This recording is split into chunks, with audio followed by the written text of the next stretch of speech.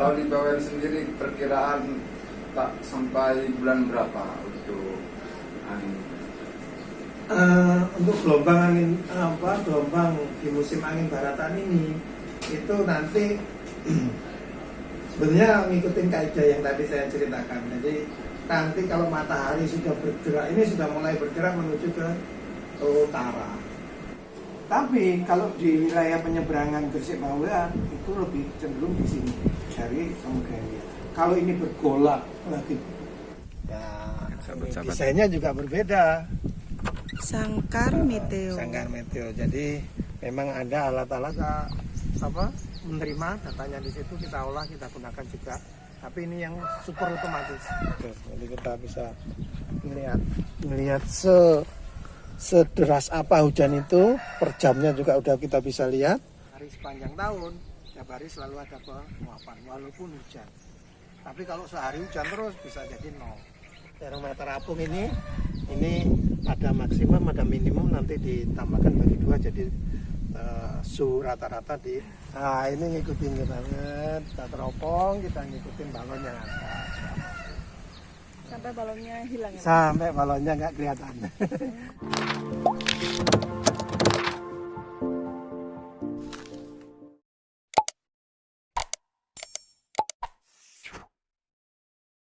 Ya, saya sekarang sudah berada di depan kantor BMKG, ingin bertemu langsung dengan Kepala BMKG. Kita akan menanyakan perkembangan cuaca dan menanyakan tentang yang berkaitan dengan BMKG. Yuk, kita langsung masuk.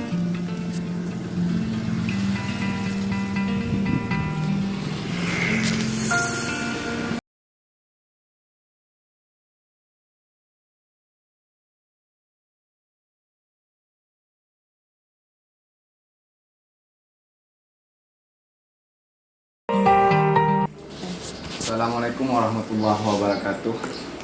Alhamdulillah, sahabat-sahabat sekalian, kita sudah sampai di kantor BMKG Bawean dan sudah berada di tengah-tengah Bapak Aris selaku Kepala BMKG Bawean. Kita hari ini akan tanya-tanya dengan beliau ya, terkait kondisi iklim atau cuaca di perairan Pulau Bawean. Mbak itu nanti manfaatnya bisa dirasakan atau diketahui oleh para nelayan Pulau Bawean atau bagi yang mau berlayar dan juga pihak penerbangan juga. Karena BMKG ini akan membahas terkait dengan kondisi cuaca perairan maupun kekencangan angin gitu. Ya, bisa langsung kita tanya-tanya kepada beliau terkait kondisi cuaca iklim atau cuaca alam Di Pulau Bawean. Di Pulau Bawean. Mungkin Bapak Ari bisa komentarnya terkait kondisi atau cuaca alam yang ada di perairan Pulau Bawean saat ini, di mana para nelayan itu bingung, kadang perairan atau angin kencang, kadang pelan gitu, sehingga orang nelayan itu bingung dan juga tidak tahu kapan kiranya yang efektif, waktu yang efektif itu untuk melakukan penelayannya. Kira-kira untuk saat ini sampai tanggal berapa, sampai bulan berapa dengan kondisi alam ya perairan Pulau Bawean saat ini? Ya, terima kasih Mas Amin dengan Mbak Iip. Baik, ya. Terima kasih atas kunjungannya. BMKG Bawean ini sebetulnya umurnya sudah sangat tua. Kan lama tapi tua. Karena mungkin kalau nggak salah BMKG Bawean ini didirikan sebelum saya lahir. Sebelum saya lahir, apalagi dengan yang masih muda mungkin Belum ada. iya, saya masih dulu kan nggak salah tahun 64 Bawean ini berdiri. Jadi sudah selayaknya kita memberi kontribusi banyak pada masyarakat Bawean dan sekitarnya. Sebetulnya kita sudah bukan hanya kontribusi itu cara tidak langsung sebenarnya sudah kita berikan. Bukan hanya kontribusi di Bawean dan sekitarnya, bahkan dunia. Karena keberadaan kita itu sudah secara langsung itu terkonek ke dunia. Informasi cuaca yang kita produksi diamati oleh teman-teman di sini itu sudah langsung terhubung ke dunia menjadi rangkaian informasi cuaca dunia. Satu Seperti kesatuan. itu. Satu kesatuan. Karena kita menjadi anggota WMO, World Meteorological Organization. Jadi dengan kaidah, dengan teori, dengan dasar yang sama, kita melakukan pengamatan cuaca. Jadi seluruh negara itu melakukan pengamatan pada jam yang sama, dengan kaidah yang sama, dengan teknik yang sama, jadi tidak ada perbedaan. Pada saat yang sama mereka melakukan pengiriman untuk bertukar informasi cuaca. Jadilah cuaca dunia. Seperti itu. Nah, apa saya sebut dunia? Karena memang kita bagian dari dunia. Nah, seperti itu. Jadi kontribusinya sangat nyata. Termasuk walaupun kita nggak ngamati gelombang, tapi kita kontribusinya untuk memperkirakan gelombang itu sudah sangat efektif, terlihat banget. Gitu. Kalau pendeteksian dari pihak BMKG kira-kira berapa persen untuk kebenaran perkiraan gelombang atau angin? Kalau yang tadi itu pengamatan lokestik atau pengamatan langsung. Pengamatan itu memproduksi perakiraan cuaca. Perakiraan cuaca itu adalah pengamatan yang dilakukan oleh pada saat itu juga. Jadi pada rentang waktu yang sangat pendek cuaca. Jadi kalau tanya kondisi cuaca ini gimana? Nah itu baru ya kita berkata pada saat itu. Tapi kalau sudah dalam bentuk kira-kira nanti 1 jam ke depan bagaimana? Atau 2 jam atau berapa hari, itu perakiraan. Kalau berkata nanti ini udah waktunya angin baratan, angin timuran, nah itu musim. Nah nanti berkata dalam skala yang waktu yang sangat luas, sangat panjang. Dan itu biasanya puluhan tahun, mulainya paling minimal 10 tahun. Biasanya umumnya dipakai 30 tahun. Nah kita stasiun meteorologi Bawean ini umurnya jelas lebih dari 30 tahun. Berapa ya dekade. Jadi kita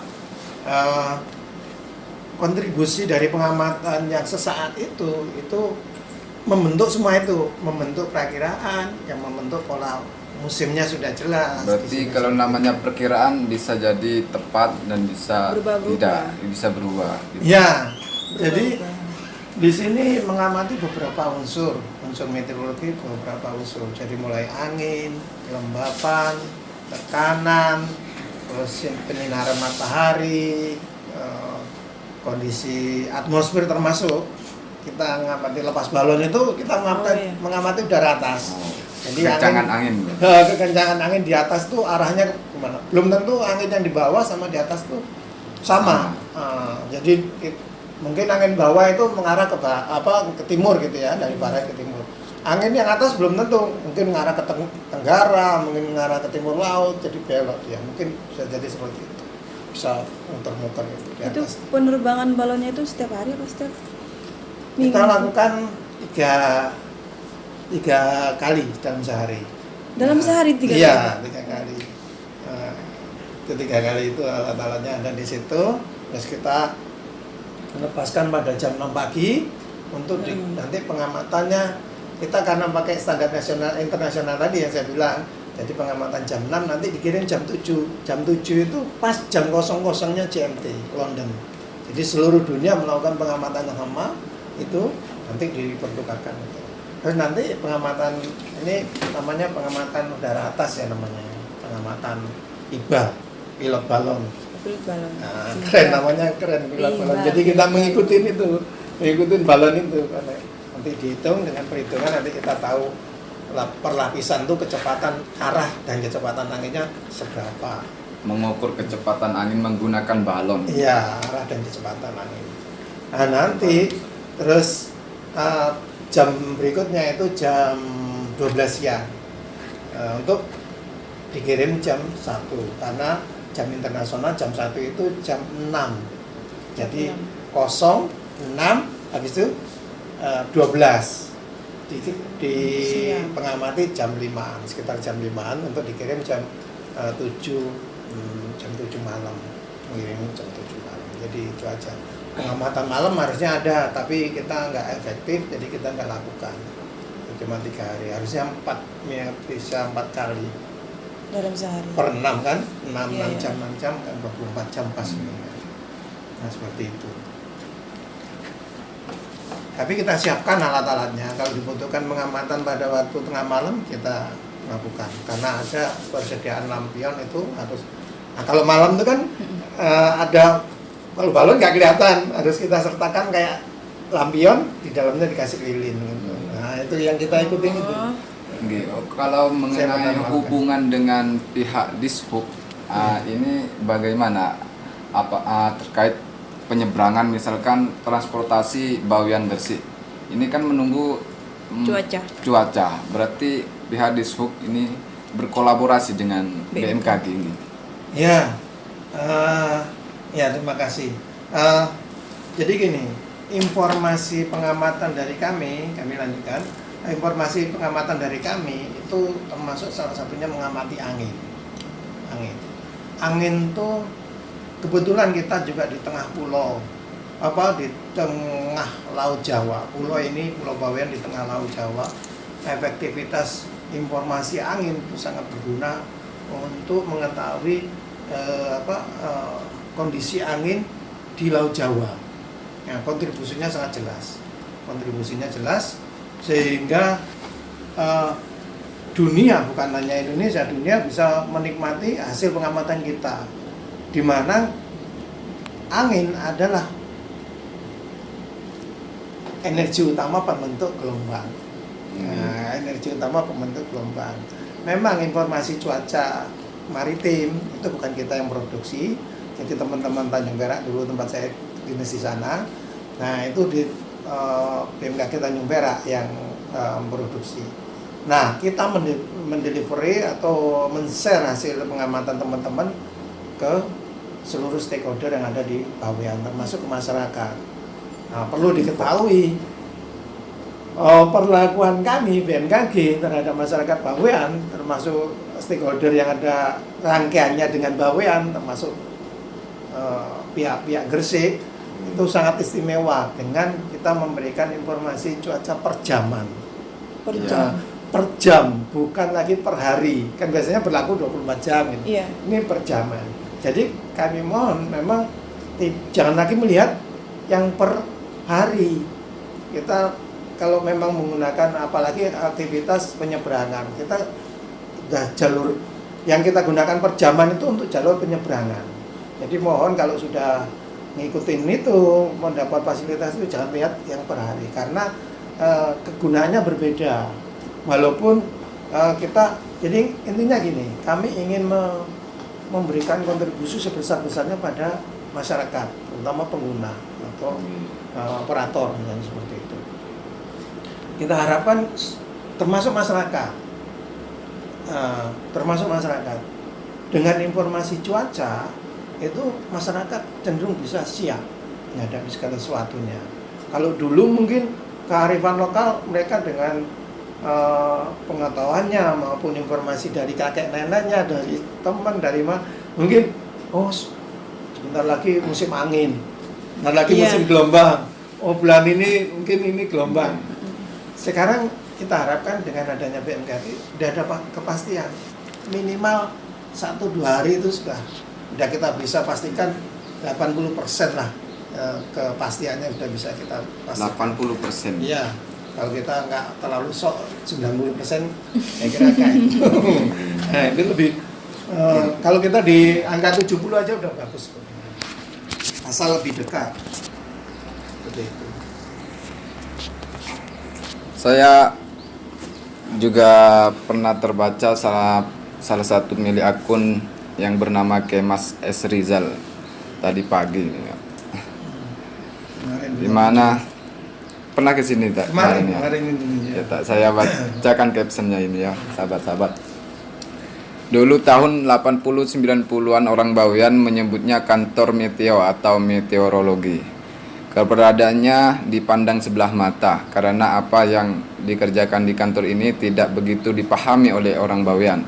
Namun sejak transformasi menjadi BMKG, informasi dari kantor ini sangat penting dan selalu ditunggu setiap hari oleh orang Bawean.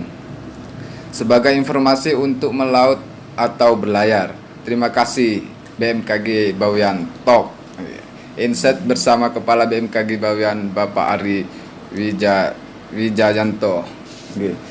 Berarti kehadiran atau keberadaan BMKG hari ini sudah jelas kontribusinya untuk masyarakat, sahabat-sahabat. Bukan begitu, nggih, Pak? Iya, betul sekali. Kita memang orientasinya pelayanan pada masyarakat. Seperti yang tadi saya bilang itu orientasinya pelayanan pada masyarakat. Sebetulnya kalau BMKG yang dikatakan BMKG itu kalau kita berbicara meteorologi lebih masyarakat lebih mendalam, lebih luas ke humanis lah. Itu tentunya manusia itu makhluk hidup itu dari bangun tidur sampai tidur lagi, bahkan tidur itu dipengaruhi oleh cuaca.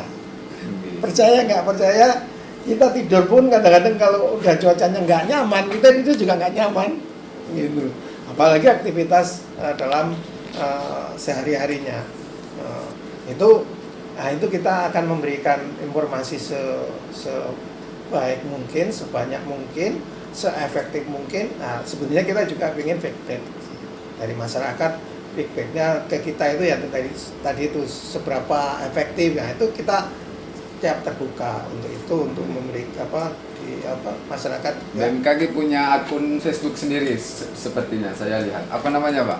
BMKG Bawean. BMKG Bawean. BMKG Sanggapura Bawean. Jangan lupa sahabat-sahabat minta pertemanan ya, selalu update di situ. Insya Allah BMKG memberikan atau menyuguhkan informasi-informasi data yang akurat. Untuk para pelaut atau yang mau berlayar khususnya bisa jadikan referensi, sahabat-sahabat. Mungkin nanti bisa dipraktekkan untuk menerbangkan satu balon aja. Enggak, bisa, Pak. Cara pengukuran kekencangan angin seperti apa ini? Satu praktek saja bisa, enggak, Pak? Request untuk sahabat-sahabat yang ada di luar sana. Iya, belum jamnya. Belum jamnya. 6 jam sekali, Pak ya.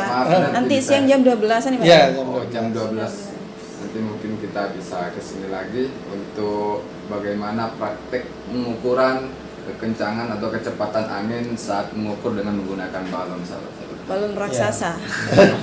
Itu ya kalau jam 12 nanti lebih efektif dari bukan kita ini kan, Pak. Jadi betul-betul kita lakukan pengamatan. Jadi kita produknya banyak sebenarnya, produk-produk yang bisa ditampilkan, masyarakat bisa mengakses. Ini kan open source semua ini. Ini juga open source, ini radar, ini PFS, ini bisa dilihat ke depannya berapa, ini bisa ini kondisi cuaca, mau titiknya juga langsung ke titik ini. Nah, ini kelihatan ini kondisi cuacanya bagaimana. Ini tidak ada apa aja yang diinginkan, yang ingin dicari, arah dan kecepatan angin, terus gelombang signifikan. Nah, ini kelihatan gelombangnya berapa, arah gelombangnya gimana, ketinggian berapa. Ini kelihatan di sini. Dipilih aja langsung interaktif, karena ini interaktif. Apalagi yang pakai touchscreen, langsung live saat ini. Iya, betul. Jadi ini kondisi-kondisi terakhir itu. Tapi yang dibutuhkan tanggal berapa? Ada di sini. Nah, ini.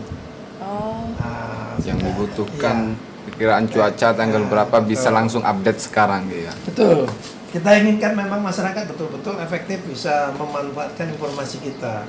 Jadi bisa merencanakan pelayaran, bisa merencanakan melautnya, bisa merencanakan aktivitas-aktivitas kehidupan lainnya seperti itu. Jadi nggak melulu sudah kondisi kayak gini nggak bisa berbuat apa-apa, enggak. Jadi masyarakat betul-betul kayak melaut, kayak melaut aja gitu ya. Itu kalau melaut sudah mereka sudah bisa efektif. Jadi kalau gelombangnya kita perkiraan kita perkirakan tinggi gitu ya, masyarakat kita harapkan sudah saya harus berbuat apa ini, nggak nekat dengan untuk saya pokoknya mempersiapkan perbekalan untuk melaut. Jadi nggak rugi beberapa kali, sudah rugi nggak bisa beraktivitas, nggak rugi dengan persiapan yang sudah disiapkan, apalagi memaksakan diri untuk berangkat, hilang bahan bakar percuma karena harus kembali lagi, hilang persiapan itu tadi, terus membahayakan diri sendiri seperti itu. Nah itu kita harapkan masyarakat bisa memanfaatkan informasi kita lebih efektif lagi. Nah, karena ilmu adanya kita itu, kita harapkan kontribusi keilmuan kita bisa membuat mereka lebih pas. Nah, kayak contoh kayak sekarang, ini angin baratan kan sekarang ini angin baratan dari sini. Itu warna-warna yang di situ bisa berubah dengan kondisi cuaca ya Pak? Iya betul. Warna ini makin merah, tergantung apa yang dianu ya. Tapi yang biasanya yang lebih merah itu lebih bahaya. Oh iya. Lebih mengarah ke hitam itu lebih bahaya. Nah ini kondisi angin.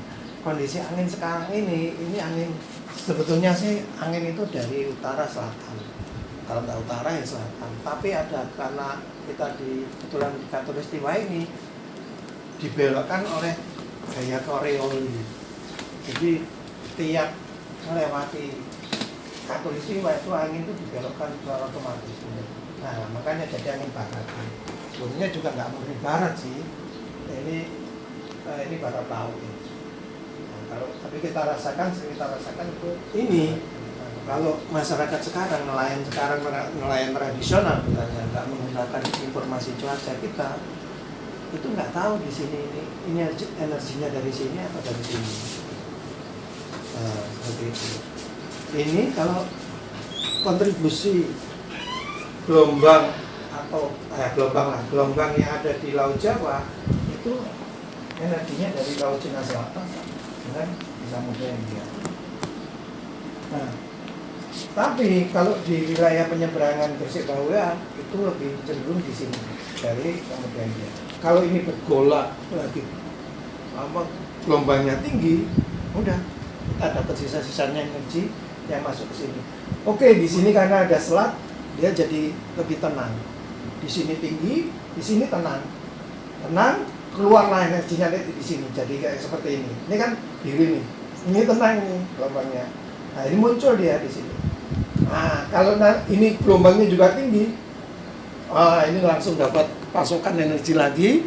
Tinggal sekuat apa dia bisa membangkitkan gelombang atau alun yang ada di sini. Naik. Model, kita kan pakai model ya. Ini model sebetulnya juga. Model kita itu peka sebetulnya bukan hanya dari sisi angin. Kalau dulu model kita hanya dari angin, namanya wind wave. Sekarang di Watch itu sudah peka dengan termasuk dasar lautnya yang berarti seperti itu. Tapi tinggal dia sekuat apa dia bisa membangkitkan. Kadang-kadang kita udah perkiraan tinggi ya, tapi dia tidak kuat ternyata bangkit itu hilang akhirnya. Kadang-kadang merah terus. Ada pernah lihat ya mungkin. Iya. Loh, ini gelombangnya tinggi terus kemudian Nusa Bandar mau merestui memberikan izin kapal berlayar. Ya seperti itu, ceritanya sebetulnya seperti itu. Nah, ini enggak bisa diketahui oleh kalau masyarakat awam yang tidak mengikuti teknologi yang ada. Nah, kita dengan keilmuan kita nanti kita sebetulnya karena kita dikejar waktu harus cepat produk itu diberikan pada masyarakat. Kadang-kadang kita ya cuma mengandalkan modal. Sebetulnya advice kita itu sangat menentukan ketepatan lebih tepat lagi mungkin bisa di atas 80 kalau dengan kita terlibat di itu. Tapi masyarakat kan mintanya secepatnya. Secepatnya. Iya. Kalau saya nggak usah saya nggak ini. Saya tuh coba Australia itu. Saya akan Australia. Ini jam berapa ini? Jam 9:30. Perperan ini. Jam 9.25. Nah, akan punyanya Australia.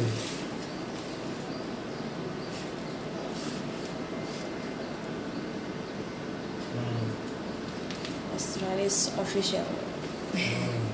Apa ini Australia nih? Jawab Pak. Tadi saya bilang apa? Jam 7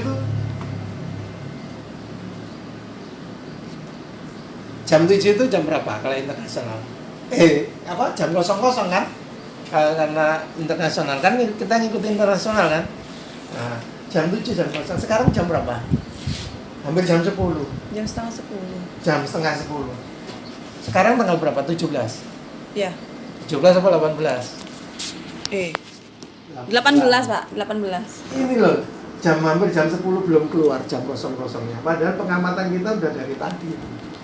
Kan cara bersama-sama kan ngirim kan. Ini belum keluar.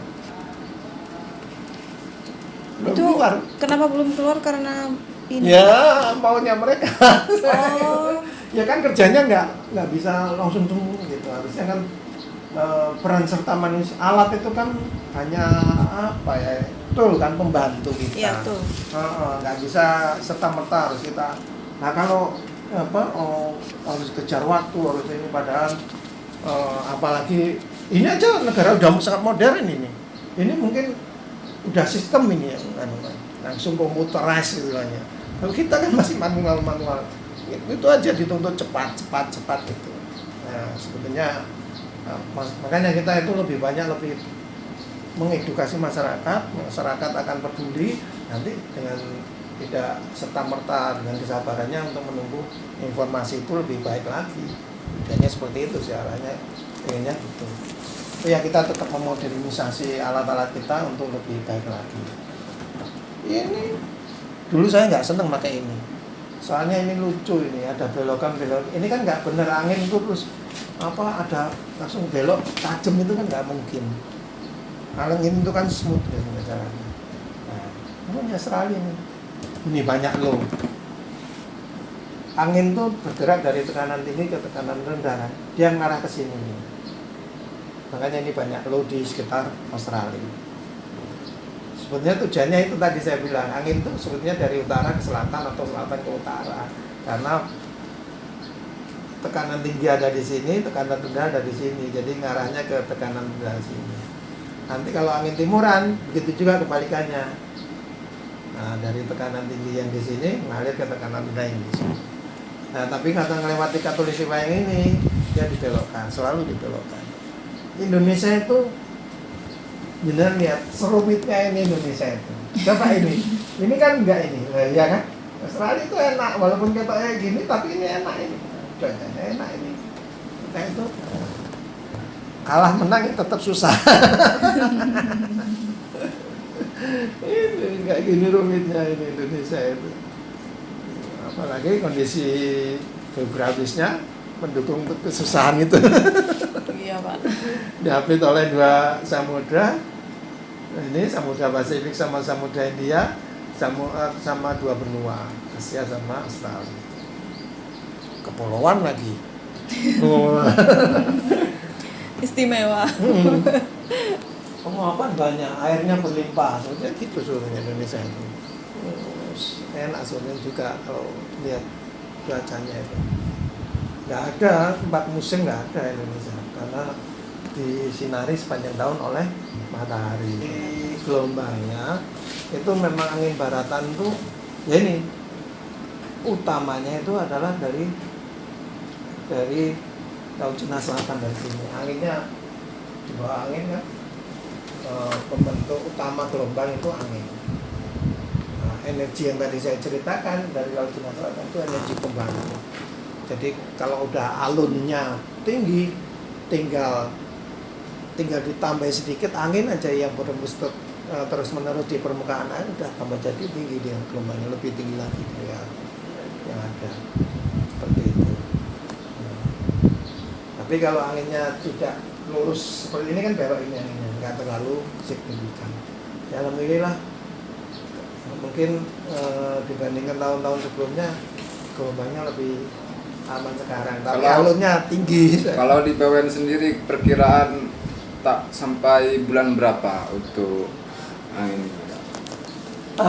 Untuk gelombang angin gelombang di musim angin baratan ini itu nanti sebenarnya ngikutin kaidah yang tadi saya ceritakan. Jadi nanti kalau matahari sudah bergerak, ini sudah mulai bergerak menuju ke utara. Ke utara. Jadi nanti Maret itu sudah dia di atas khatulistiwa. Nah, ntar lagi nanti mungkin merasakan bahwa panas banget. Nah, itu karena di atas kita nanti lewatin ke utara. Nah, nanti di April, Mei itu sudah mulai berkurang, sangat berkurang. Nanti berubah menjadi angin timuran. Angin timuran. Karena mataharinya sudah di sini. Matahari itu sekarang ada, tadinya kan bergerak ke sini, matahari itu bergerak ke selatan. Nah, posisi di selatan itu udaranya jadi memuai menjadi renggang, sehingga karena renggang diisi oleh udara yang lain. Renggang itu membuat tekanan menjadi rendah, diisi oleh udara yang lain, mengalir ke sini. Nah, nanti pindah ke sini, pokoknya ada pemanasan, dia udara jadi renggang, dia akan terbuka. Nah, kalau udah mataharinya pindah ke sini, nah, gerak semu matahari. Makanya dia udah mengarah ke sini mataharinya ini. Kan puncaknya apa? Hujan. Nah, itu kan di Desember Januari ya. Iya. Sebenarnya tepatnya di Januari sih, karena Desember itu titik terjauh. Jadi bukan di atas Indonesia gitu. Jadi pasnya di Januari Januari Februari. Nanti di Maret udah bergerak. Tapi Indonesia kan segini bentuknya. Ada yang di utara, ada yang di selatan ya.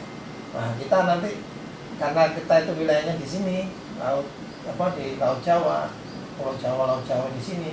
Nah, nanti di sekitar akhir-akhir atau awal Februari sampai awal Februari itu nanti matahari di atas kita. Mungkin ada masih sering hujan tapi ada panas yang cukup menyengat. Itu fenomena menarik lagi itu. Fenomena menarik lagi. Nah, terus bergerak nanti ngikutin ini dari Maret gerak sampai ini Mei udah mulai kita merasakan udah berubah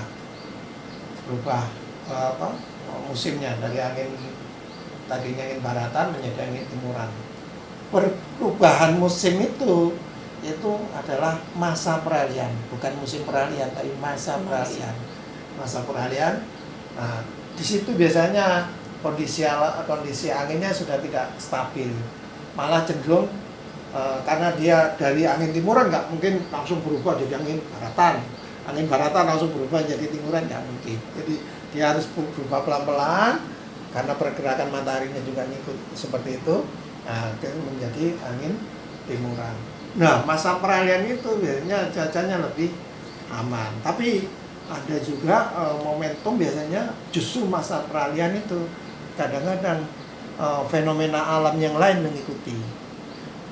Fenomena alam itu kadang-kadang bisa membuat dramatis kondisi cuacanya lebih ekstrim. Kadang dia justru menghilangkan keekstriman yang ada. Nah, contohnya apa?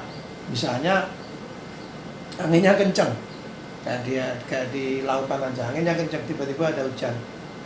Hujan itu awal hujan biasanya kadang-kadang disertai angin. Biasa terjadi seperti itu.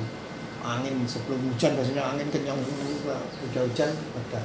Nah, biasanya kalau angin kencang yang kemarin terbentuk itu justru malah menghilangkan angin kencang yang ada. Karena ada hujan itu menjadi angin lebih bersahabat. Nah, tapi di kondisi nanti yang peralihan tadi itu biasanya fenomenanya akan berubah. Yang dramatis kondisi cuaca yang ekstrem akan tumbuh. Karena apa? Karena perubahan kadang-kadang perubahan dari kondisi cuaca itu alam tidak siap menerimanya. Dari misalnya yang tadinya hujan terus menjadi panas, nah itu kadang-kadang tidak serta-merta alam siap. Misalnya kadang-kadang terjadi angin puting beliung, angin kencang, angin deras itu biasanya mengikuti. Terus ya gandengannya itu juga biasanya badai guntur apa seperti itu. Nah, itu masyarakat diharapkan juga mempersiapkan diri. Walaupun perubahan dari musim penghujan ke musim kemarau tidak se ekstrim cuacanya di perubahan dari musim kemarau ke musim penghujan. Musim kemarau ke musim penghujan biasanya puting beliungnya, ini kemarin kan sudah ada terjadi puting beliung di Surabaya itu ya. Nah biasanya lebih banyak karena perubahan dari panas, tadinya panas, lingkungan yang menjadi tiba-tiba menjadi dingin, itu biasanya potensi puting beliung itu lebih banyak seperti itu. Dan biasanya lingkungan juga tak siap, biasanya hujan tiba-tiba akan agak deras, ini terjadi longsor, terjadi karena tidak mampu menampung yang tadinya sangat kering, menampung air hujan yang datang. Oke sahabat-sahabat, terima kasih sampai di sini pembicaraan kita, wawancara kita, tanya-tanya kepada Bapak Ari selaku Kepala BMKG Bawean. Semoga hal ini menjadi bermanfaat kepada sahabat-sahabat sekalian, dan jangan lupa kalau memang ini bermanfaat silakan share video ini kepada rekan-rekan yang lain di sahabat-sahabat. Tentunya jangan lupa juga subscribe sahabat Di bawah ini. Mantap. Oke, setelah ini kita langsung survei atau lihat-lihat apa saja sih bahan atau benda-benda yang dibutuhkan atau yang dipergunakan oleh BMKG ini untuk mendeteksi cuaca ataupun perkiraan angin dan lain sebagainya. Mari kita simak ya sahabat-sahabat. Kita diajak suatu tempat. Ini namanya taman alat. Taman alat katanya. Kalau ini namanya sangkar meteo. Sangkar meteo. Bukan sangkar burung. Terus di dalamnya Pak? Enggak, begini. Oh. Ya, ini desainnya juga berbeda. Sangkar meteo. Sangkar meteo. Jadi memang ada alat-alat yang ditaruh di luar untuk mendapatkan informasi atau unsur cuaca yang ada secara langsung, tapi tidak dipengaruhi oleh unsur cuaca yang lain. Dan makanya dibikin sangkar alat ini. Nah, sangkar meteo ini. Ini makanya desainnya seperti ini. Nah, bukan kayak jendela biasa. Jadi jika terjadi hujan lebat tidak mengenai alat itu. Angin kencang juga tidak mengenai secara langsung. Penyinaran matahari juga enggak terganggu. Jadi murni yang ingin didapatkan adalah suhu udara. Nah, jangan salah, suhu udara. Kalau ada alat mengatakan suhu udara 37, nah, tunggu dulu dia ngikutin kaidah ini enggak. Oh, gitu. Jadi pasang di tengah jalan ya udah suhunya tinggi banget. Kalau sekarang berapa Pak? Nah, kayak sekarang ini, makanya tadi kayak sekarang 30,2. Suhunya 30,2. Ini kelihatan. Ya, suhu bola keringnya, ini bola keringnya, terus ini bola basahnya karena dibasahin ini suhunya sama. Ini suhu minimum, ini untuk mengukur suhu maksimum. Seperti itu.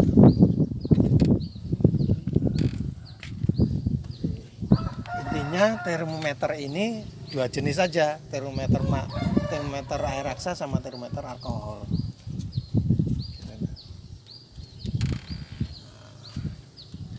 Ini kalau angin musim baratan, angin dari barat, kita ngamatinya dari sini. Karena mataharinya juga dari sini. Nah, ini AWS. Ini yang otomatis, langsung datanya masuk ke pusat. Kita juga menerima datanya di situ, kita olah, kita gunakan juga. Tapi ini yang super otomatis. Kalau ini penakar hujan. sini. Ini penakar ada untuk mengukur hujan, mengukur suhu angin nggak ada. Ini rangkaiannya dari situ. Penangkar hujan. Ini namanya penakar hujan. Ini energi matahari, solarimeternya. Oh, energi matahari. Oh, ini bisa dibuka. Ini bisa ini. Nah, ini penakar hujan. Ini recorder, ini juga recorder. Jadi kita bisa ngelihat sederas apa hujan itu, per jamnya juga udah kita bisa lihat. Ini bisa kita baca.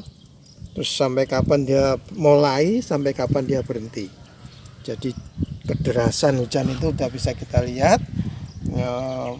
Per detiknya, per jamnya, per menitnya, terus sampai mulainya dan sampai berhentinya hujan tersebut. Nah, gitu. Keren. Itulah sahabat-sahabat. Itu Pak Sekali yang alat-alat. gerak-gerak itu Pak, apa itu Pak? Kok bentuknya unik? Ini lagi Ini itu tadi penakar hujan juga ini, sama ini. Oh, sama seperti ini sama. Ini yang dia mati ada rekordernya, ini nggak ada rekordernya. Tapi yang biasa kita takar, kita gunakan untuk penakaran ini. Yang hujannya 100 mm. Nah, ini kita gunakan ini. Tapi diukur per 3 jam sekali. Aturan internasionalnya kita ambil 3 jam sekali. Kalau masyarakat tanya, ini tadi hujannya berapa? Tentang waktu sedikit biasanya kita ambil yang sana. Ini sebetulnya ini teliti juga ini. Kita manual pakai gelas penakar. Kita gelasnya nggak tadinya. Kita gunakan itu baru kita. Nah ini tadi ini untuk penguapan. Untuk penguapan. Penguapan intinya seberapa besar air yang menguapkan gitu, yang diukur. Jadi air yang ada kita ukur kemarin, terus sekarang kita ukur air yang hilang berapa. Nah itu berarti ada penguapan. Tiap hari karena kita ada penyinaran matahari sepanjang tahun, tiap hari selalu ada penguapan walaupun hujan. Tapi kalau sehari hujan terus bisa jadi nol. Bisa jadi nol. Tapi kalau masih ada panas-panas sedikit, nggak ada hujan, biasanya 0, itu mesti ada. Itu. Intinya itu. Nah kenapa ada ini kap anemometer? Karena penguapan itu dipengaruhi oleh angin, dipengaruhi oleh suhu penyinaran matahari ini. Nah ini termometer apung ini ada maksimum, ada minimum, nanti ditambahkan bagi 2 jadi suhu rata-rata di air ini. Nah, kenapa bentuknya seperti ini? Ini karena andai kata kasarannya ini gelombang, ini tidak terpengaruh. Wah misalnya lagi gempa gitu, gempa hebat, nggak masalah, ini tetap nggak bergoyang. Nah, mana dulu ini untuk ngikuti tadi pilot balon itu. Jadi ngikutin balon. Oh. Nah, ini. Ya, ini udah. Ternyata. Alat termasuk bukan puluhan tahun ratusan. Nah, ini ngikutin kita teropong, kita ngikutin balon yang ada. Sampai balonnya hilang ya Pak? Sampai balonnya nggak kelihatan. Nggak kelihatan tuh bisa jadi ketutup awan atau terlalu jauh. Udah jauh. Iya.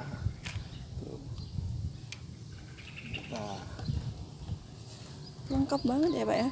Ya, alhamdulillah. Tapi kita ingin lebih lengkap lagi.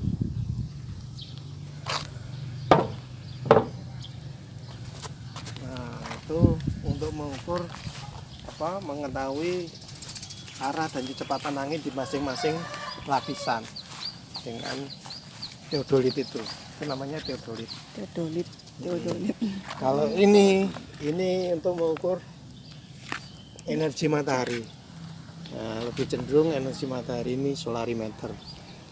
Satuannya joule biasanya atau watts per meter persegi. Ini sensornya, sini menggerakkan bias ini. menggerakkan pena ini biasanya berjalan dengan seiring waktu. Begitu. Nah, ini solarimeter. Nah, kalau ini sama-sama untuk energi untuk matahari. Tapi ini Bening banget ya. ini sebetulnya prinsipnya sama dengan seperti loop. Loop yang untuk membakar kertas. Nah, ini kertas ini terbakar. Awas. Gimana Pak?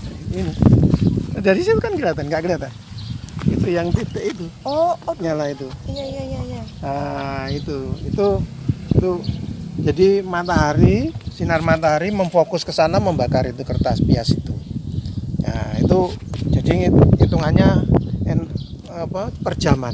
Jadi berapa lama dia penyinaran matahari bisa efektif membakar kertas itu. Jadi selama 1 hari. Berarti ini sering diganti nggak Pak? Ya, tiap hari diganti. Oh, Nah, setiap hari diganti. Makanya kan ini kan paling efektif ya sekitar 8 jam. Nggak sampai 12 jam tuh nggak sampai. Gitu. Ya, sekitar 8 9. Kalau panas sekali biasanya sampai hampir 10 biasanya. Ini arah itu bisa dikorelasikan dengan penguapan. Kalau yang tiang-tiang ini Pak, Ini anemometer. sama yang sebelah sana itu? Sama juga. Oh, sama. Sama. Ini yang ini punyanya ini otomatis, yang sana yang punya kita. Itu rangkaian. Ada semua aja. Itu yang kayak kipas tuh untuk arahnya. Kalau yang baling-balingnya kap anemometer sama kayak di bawah ini, kecepatan anginnya.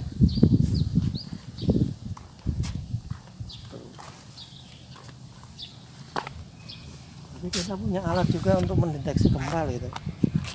Yang warna biru itu? Iya. Punyanya geofisika itu. Oke sahabat-sahabat, sampai di sini video kali ini.